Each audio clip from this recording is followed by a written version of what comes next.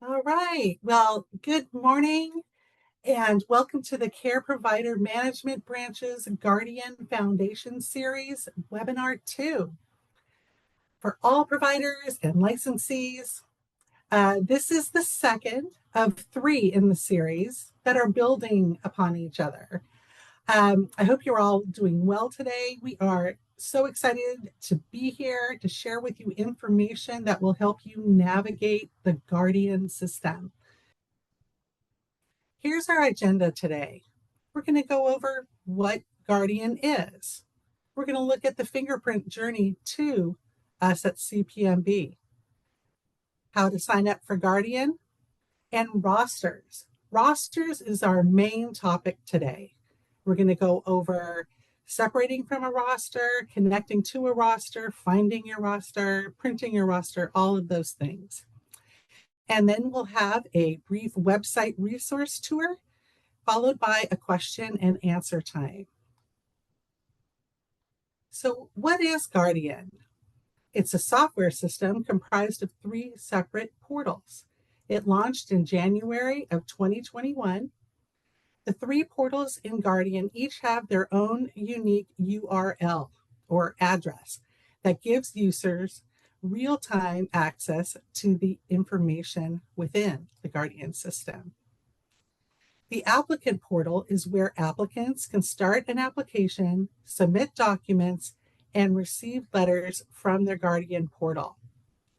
An applicant in Guardian terminology is defined as an individual who is applying to work, reside, or be present in an agency, or applying to be on a registry. Agency portal is where agencies can review their roster and make changes to it real time.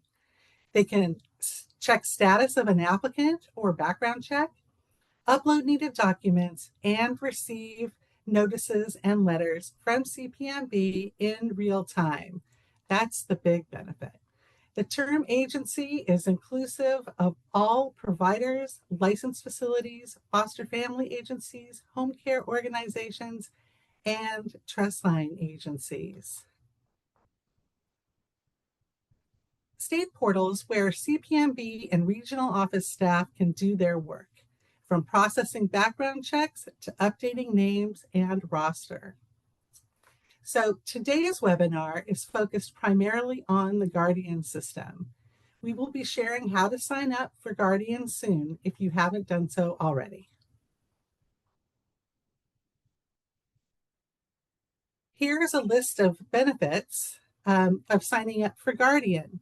And it's the things that we already talked about when we were explaining it. So you have this slide for your convenience.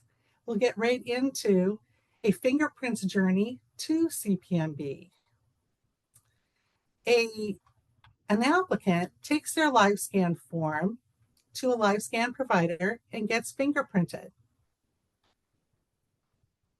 Their information goes to the California Department of Justice for in-state criminal information and to the Federal Bureau of Investigation for out-of-state, federal, and military criminal information. And if the individual is going to be working for an agency that involves children, they will be required to get the CACI, or the Child Abuse Central Index, for child abuse information.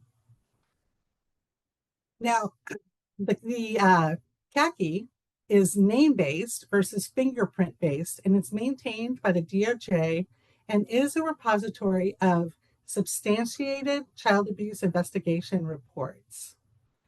And then the results from these checks come all to CPMB into the Guardian system.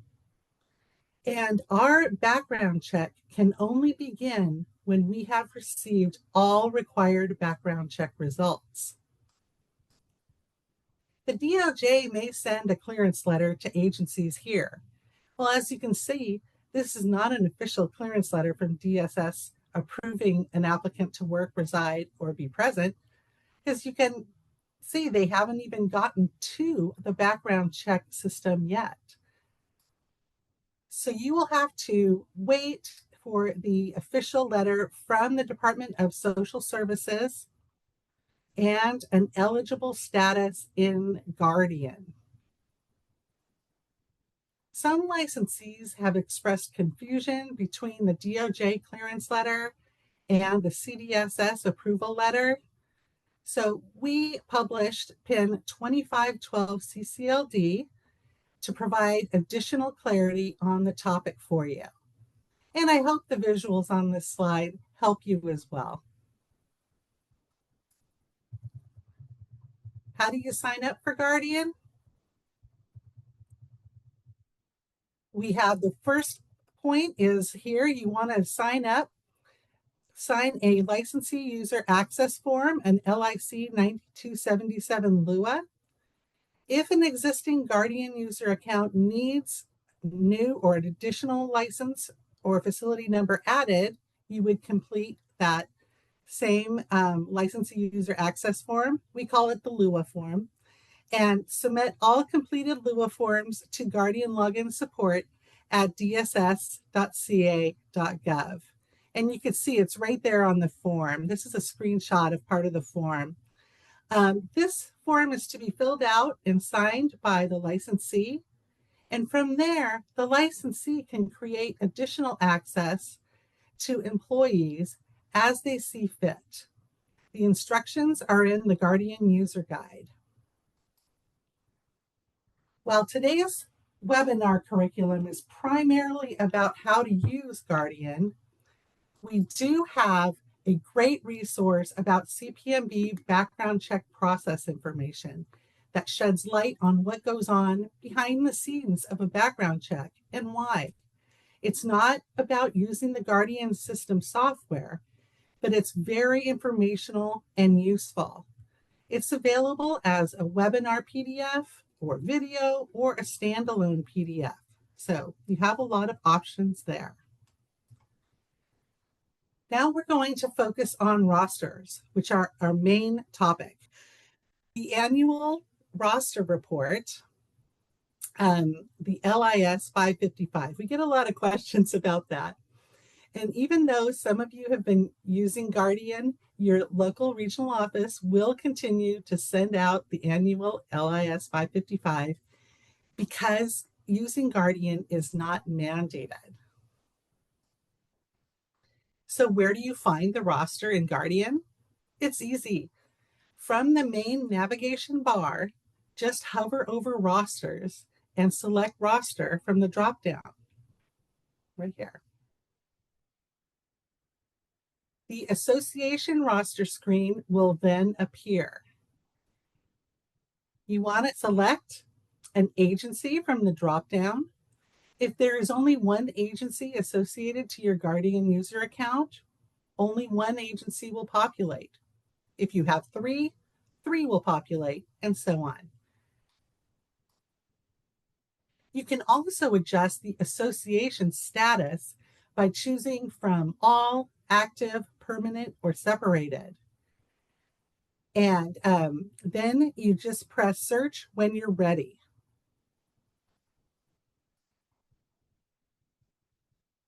The agency roster will then populate towards the bottom of the page. You have to scroll down a bit to see it. Now let's go over the actual anatomy of the roster, where we will take a deeper look at the columns contained within it. The first column is the application column. It has all the applications numbers, and application numbers are tied to a specific association to an agency, meaning each time an individual associates to a new agency, they are assigned an additional application number. Then we have the background check ID column, and the background check ID number is tied to a specific set of fingerprints. Both the application number and the background check ID number are specific to each individual and can be used for identification purposes when communicating with the care provider management branch. So you don't need to put their social security number in there. You can use the application or background check ID number. Works great. The agency column has the agency name and licensing number displayed here. And then we have the next, 4 columns have basic applicant information. You have last name, first name, date of birth, and the position.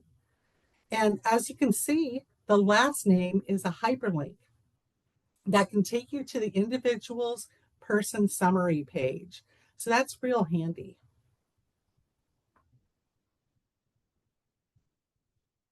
The association status column will indicate permanent or separated.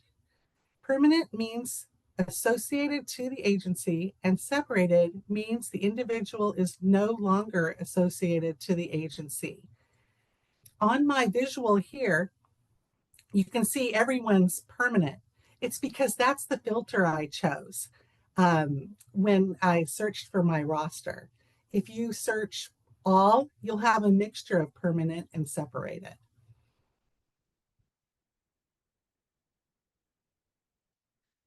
The permanent association date column will reflect the date the individual was associated to the agency. And the end date column will reflect a date the individual has been separated or disassociated from the agency. This is a good column to know about. It's the approval conditions column. And this will provide you with information on the type of exemption the individual was granted. If you see yes in this column, you will notice it's a clickable link in which you can view whether a condition was placed on the exemption approval. It means there is a kind of a rule around the exemption. It's a condition. And if it is shows that they have an exemption and there's nothing there, that means they don't have any conditions on the exemption. Okay, they were granted an exemption with no conditions or restrictions attached.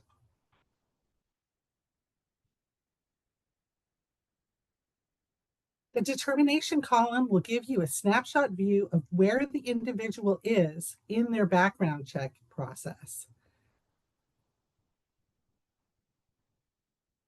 So you have eligible, and that means they've been either cleared or granted an exemption. You can see that right here. Here's a clearance, here's an exemption. They're both green, so that's a visual cue for you that they are eligible. Then we have the determination column closed, and that means they are closed either due to an incomplete applications or not submitting fingerprints within the allotted 90 days. And those are black here.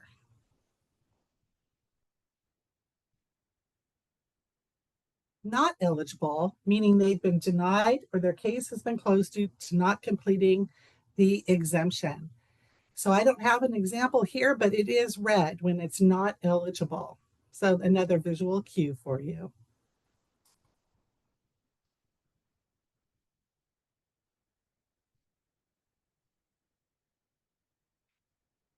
Then we have the in process, which you probably love. It means Guardian may be waiting on additional information such as fingerprint submission. They can be going through an investigation or an exemption process, or waiting for disclosures to be recorded if it's for a children's residential RFA or AW request type. So we have a lot of different reasons for being in process. And for those applicants, letters may be generated and viewable in the documents section to help you figure out the reason for the delay.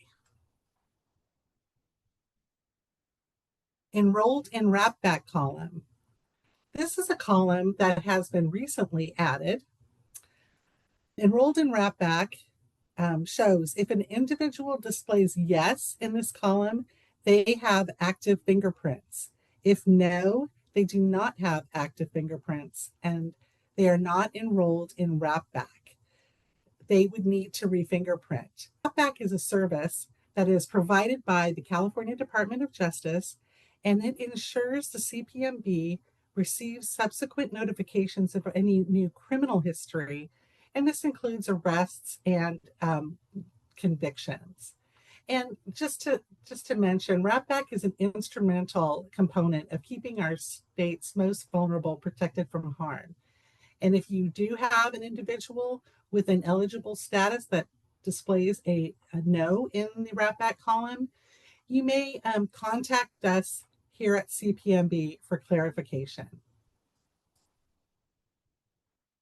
And then finally is the action column. The action column will allow you to edit the applicant's association status on the roster. I like to remember it by, this is where you can take action or edit the individuals on your roster. So let's look at separating individuals from a roster. You want to go to the action column and press the edit button. And the edit association box will appear. Under the association status, change the drop-down from permanent to separated and enter a separation date. Select Save when complete. Separating individuals from a home care agency's roster will not remove them from the home care aid registry. So that's important to know. To confirm the individual has successfully been disassociated from your agency's roster, an association end date should populate in the appropriate column, and the individual's association status would be changed from permanent to separated. All right, now let's get into printing your roster. For a roster with under 500 individuals, you could simply select the print option at the bottom of the roster page. And to print a roster as an Excel file, choose the CSV option and your roster can be saved as an Excel file.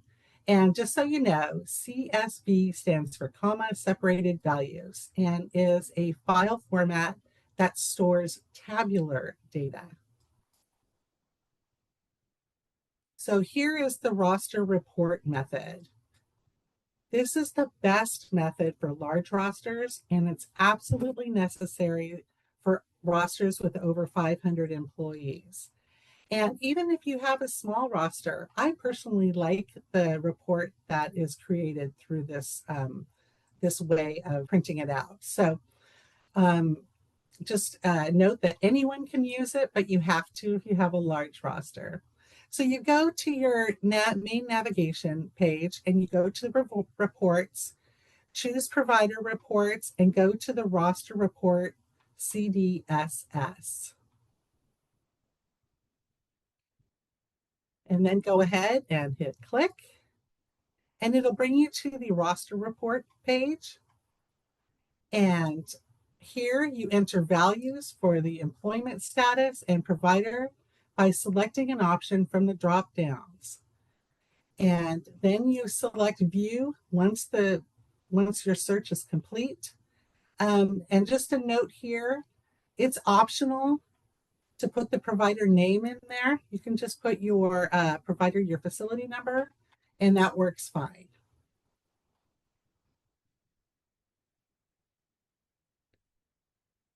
Based on the search parameters you entered in the associated report, it will populate, and the roster report will display all applicants associated to the provider along with the column information we just went over.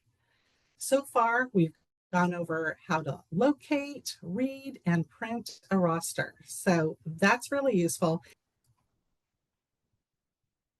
So that leaves one main roster topic to go over: connections or transfers. So let's get to it. Connecting to your roster. So a connection is also referred to as an association, or before guardian, we called it a transfer. Before we get into this topic of connections, I have to share some information for just the children's residential program folks here today. Request types refers to the type of application which is connected to your agency type.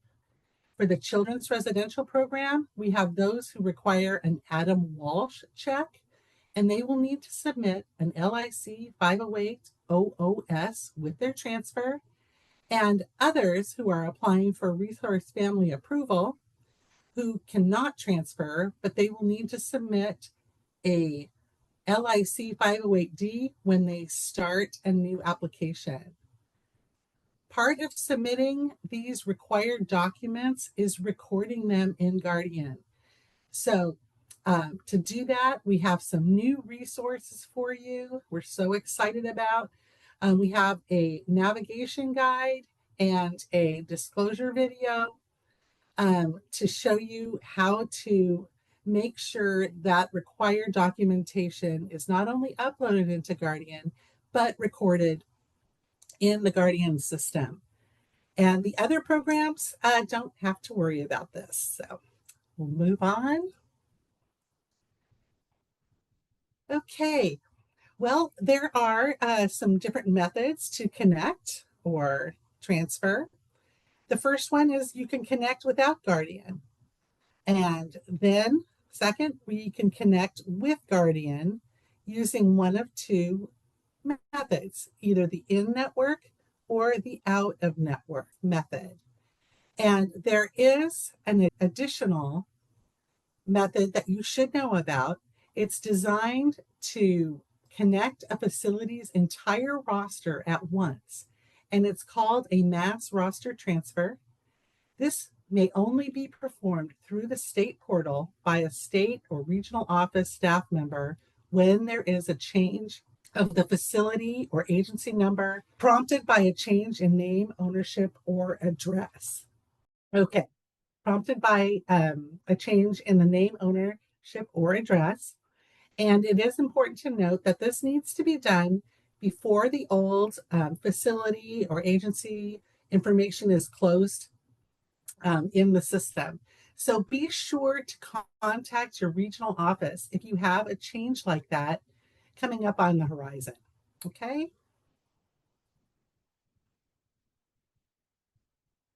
To connect without Guardian, I'm not going to get too detailed about this because this is about Guardian training, but you can send a clearance transfer form, an LIC 9182, to your local regional office, or you can send an LIC 9188 criminal exemption transfer to us at CPMB for processing. And we have listed there the email, fax number, and our mail address.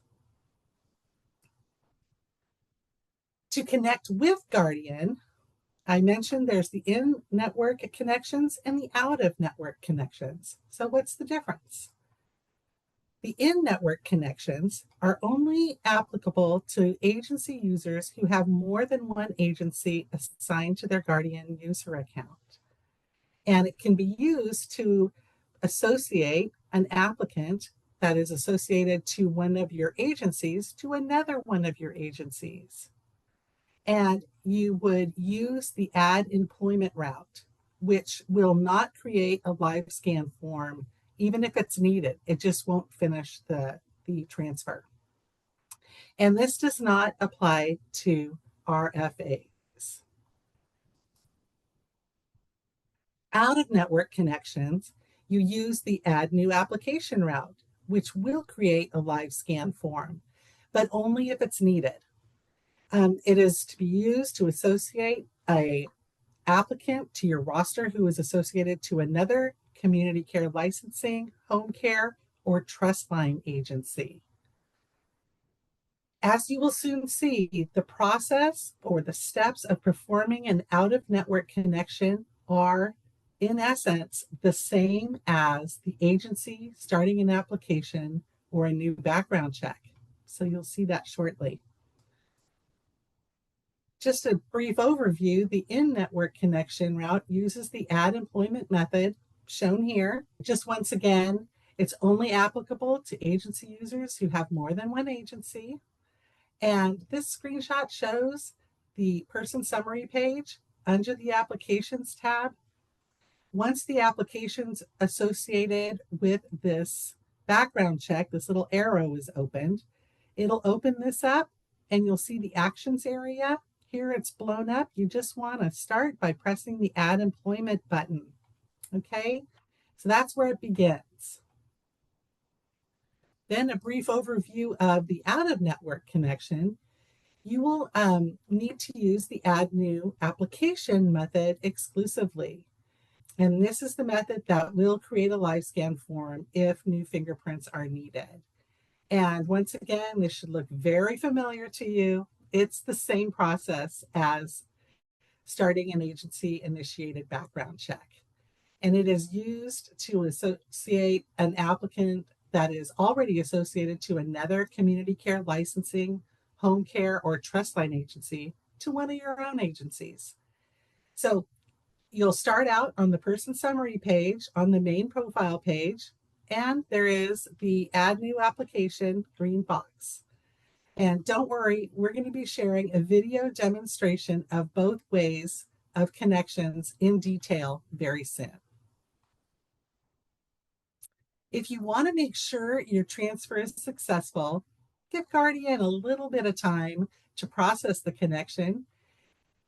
Then you will see under the Documents tab, the eligible letters are automatically generated, meaning the individual's transfer was successful.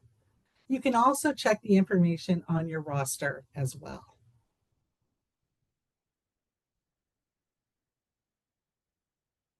Okay, well now I'll share our brand new, and I mean brand new, connections or transfers video. And this video is an updated version of the classic in-network and out-of-network connections video. So I'm going to go ahead and hit play now, and we'll see you on the other side.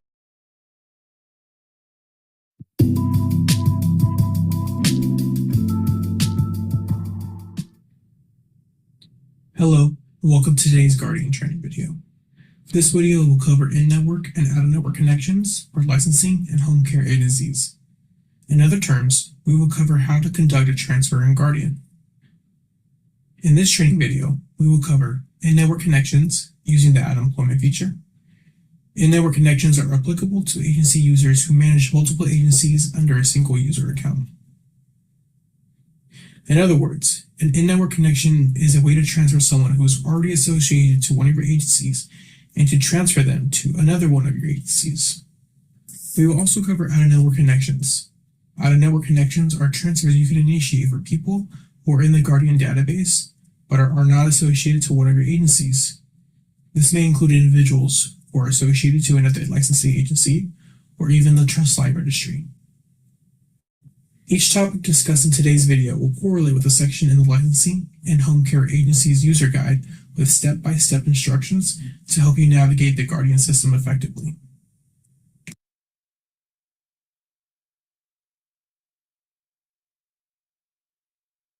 We will first discuss in-network connections. The following in-network connection section will be applicable to those who may have two or more agencies assigned to the Guardian user account, meaning there may be two or more agencies listed here at the bottom of your home screen page. If this does not apply to you, you may move forward to the out-of-network connection section of this video. The first step is to locate the applicant. Once you locate the applicant from your roster, you will see their person summary page. Select the Applications tab. If you expand the applications associated with this background check, you will see the applicant is already associated to one of your agencies. Select the Add Employment feature under the Actions column. The Add Association box will populate. From the Provider dropdown, select the agency for which you would like to associate this applicant to. For licensing users, based on the provider options you select, request type, and position category will auto-populate. Select the appropriate position from the dropdown. The association date will be the date you are associating this applicant.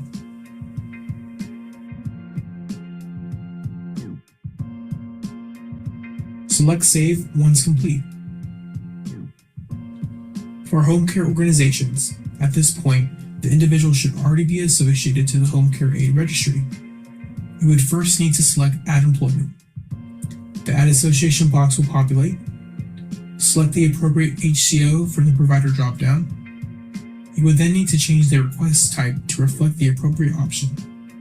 If associating to the HCO as a home care aid, select Home Care Organization Register / Pending HCA. Please note, if the individual will be associated to your HCO as an employee, their Home Care Org - non-HCA position option will also be available. The position type will automatically populate. The association date will be the date you're associating this applicant. Select Save. If you return to the Applications tab and expand the applications associated with this background check, you will now see that this applicant is associated to both agencies. Eligible letters should be generated and available in the Documents tab. If the application type is a children's residential program with an Adam Walsh requirement, a new LIC 50800S will be required.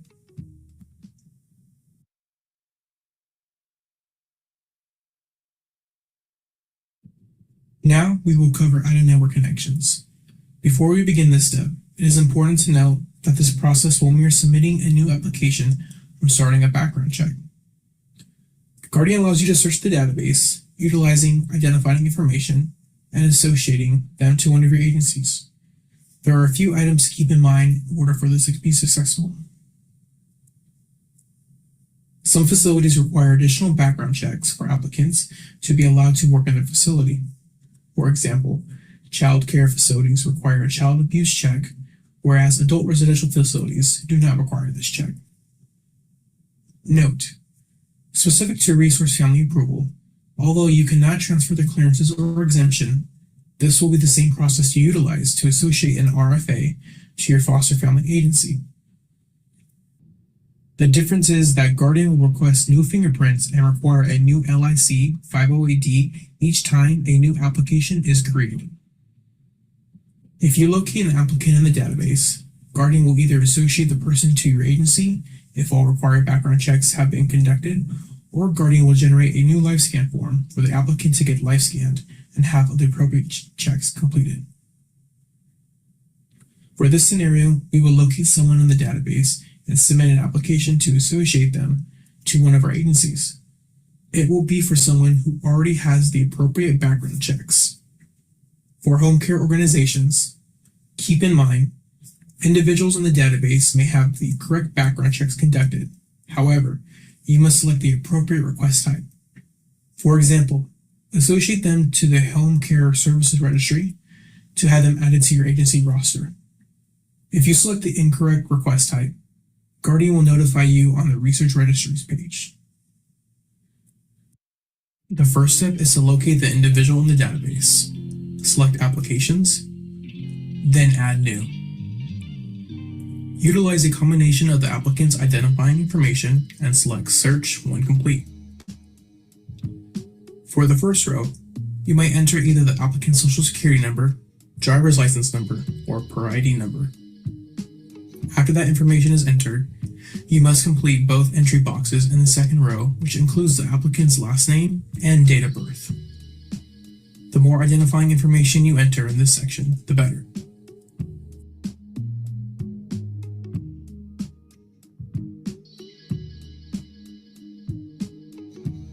Once you locate the individual and access their person summary page, select Add New Application in the top right corner. You would then be brought to the Personal and Demographic Information page, which may look familiar. Make any edits as needed and select Next to continue.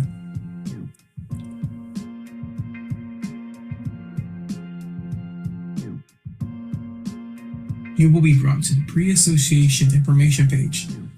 For licensing agencies, select the appropriate agency from your list in the request type, program, and position category will auto-populate.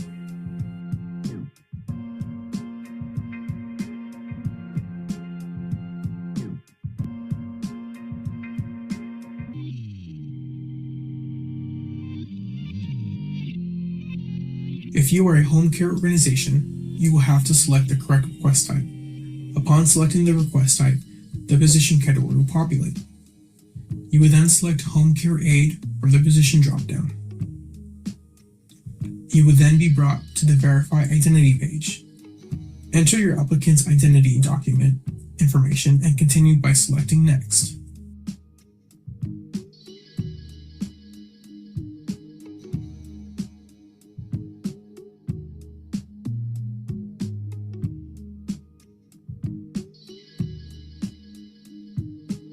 Next, we will reach the registry research page.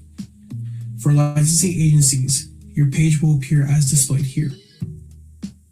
No further action is needed, and you may continue by selecting Next. For home care organizations, you will receive a not matched or matched response. Not matched indicates the correct request type was selected, and you may continue by selecting Next. A match response may appear if you are attempting to associate someone to your agency, but have selected the incorrect request type. For example, you select the Home Care Aid request type, but the applicant has not been associated to the registry. You may go back and select the initial registry request type. Select Next to continue. Next, we will reach the payment page. Licensing agencies should have a no payment is required message. For home care organizations, based on your request type, there may be a registry fee associated with this applicant. If the applicant is already on the Home Care Aid registry, you will also receive the no payment required message. Select Next to continue. You will then be brought to the data review page. Review all information, make edits as needed, and select Submit.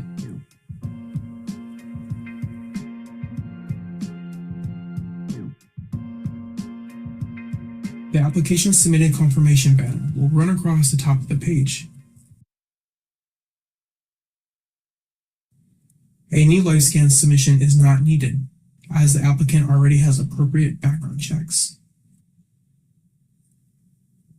If you attempt to associate someone to your roster that does not have the appropriate background checks completed, a new LifeScan form will populate and your screen will look like this. An example would be someone who has previously worked in an adult and senior care facility, but I would like to associate them to my family daycare. A LifeScan form would generate, as this person requires a new set of fingerprints to have the child abuse check conducted. Essentially, this process will be the same steps as demonstrated. However, a LifeScan form would generate upon application submission, and a fingerprints due date will be provided. Upon application submission, the applicant will also receive an email notification for them to access their Guardian portal and obtain their LifeScan form if they have an email address on file. You, as the agency user, may also print the LifeScan form and provide it to the applicant or save it in an email. Now, you have successfully conducted an out-of-network connection. This concludes the video for in-network and out-of-network connections for licensing and home care agencies. Additional videos may be located at guardian.dss.ca.gov. Thank you for watching.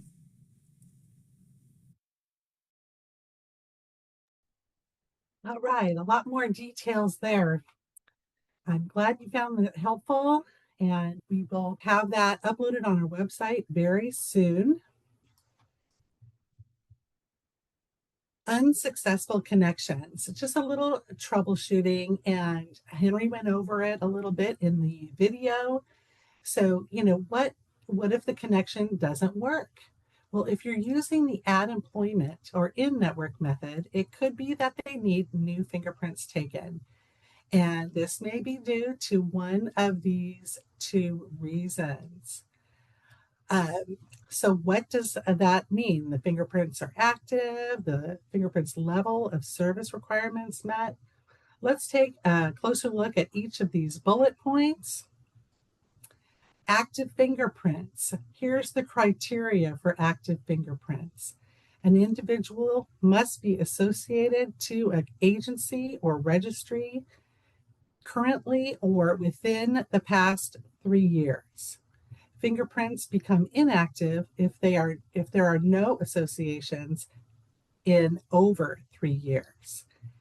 If the applicant's fingerprint results are inactive, they must re-fingerprint. So someone can work for your agency for 20 years on one set of fingerprints, as long as they are associated the whole time. And this is possible because of our wrap-back service, which would inform us of any new criminal information. Remember that column on the roster, the wrap-back column? Wrap-back ensures an applicant's information is up to date. And just know that if you're connecting someone with inactive prints, a live scan form will be needed. And it's because their wrap-back has expired. Fingerprint levels of service. So there are certain levels of service each background check requires, and this level depends on the program type. We mentioned this a couple times already, but maybe this will make it really clear. On the left, we have adult and senior care and home care services. They need the Department of Justice and Federal Bureau of Investigation information. And on the right, we have child care, children's residential, and trust line programs require those two and the Child Abuse Central Index or CACI check as well. And again, to associate an individual to a children's residential program, a resource family approval, the applicant will need to reprint to capture the agency's own unique ORI number. If the person is being transferred from adult and senior care to the child care side, they would need to re-fingerprint to capture the required CACI information. So we have those two levels of service issues. Unsuccessful connections. If the add employment method was used, try the add application method. Because if fingerprints are required, a live scan form will be created for the applicant to fingerprint, as shown below. And this was in the video. And we do show the due date for fingerprints communicated here in red. And I would advise taking note of that date because it doesn't really show up elsewhere. And if there are additional issues with your connection, please contact us. We are here to help. Now we're going to go ahead and do a quick tour of our website. Let me go ahead and bring that up. Okay, this is our main care provider management branch website. I hope you all can see it. You land and there's a navigational grid that has different topics. I've already brought some topics up because my connection was going slow earlier. So I'm going to show you what's behind the Connect Us. You can see we have all our information here for you. And then I always call it going for the gold. If you're looking for information about Guardian and you're an agency, you're trying to get some background checks through, I would highly recommend you hit the Guardian button here. It'll take you here. And if you scroll down, it talks about Guardian a bit, but there are these 4 expandable blue boxes. And you want to click on the Guardian for agencies. This is where all your resources are. This is a gold mine for you. So going for the gold, right? These are all program webinars, and these are older, starting in 2023 up to today. Here we are now.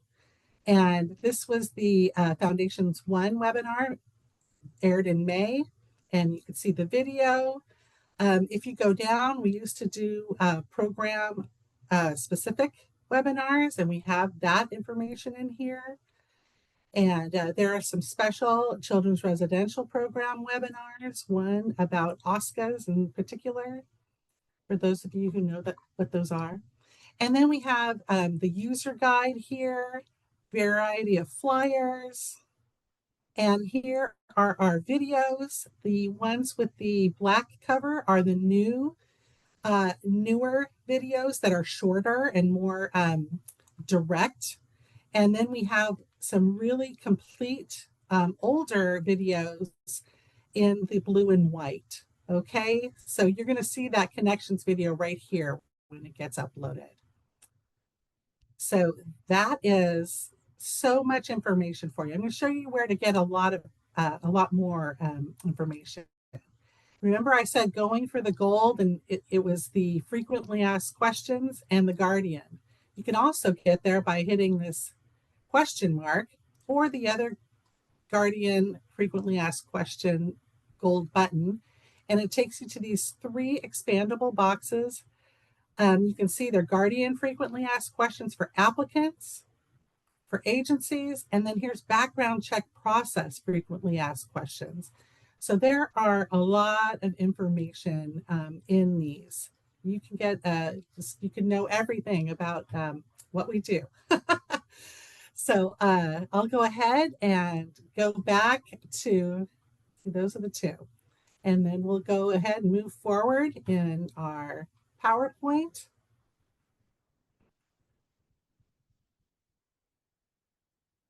Okay, just a shout out for you to know that the next and final part of this webinar series will come up later on this year. It will be Foundation 3.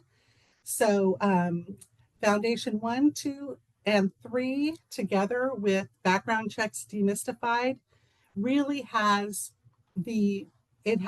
all the information we can share with you. So you could really learn a lot from viewing those resources and for joining us. We'd love to see you here.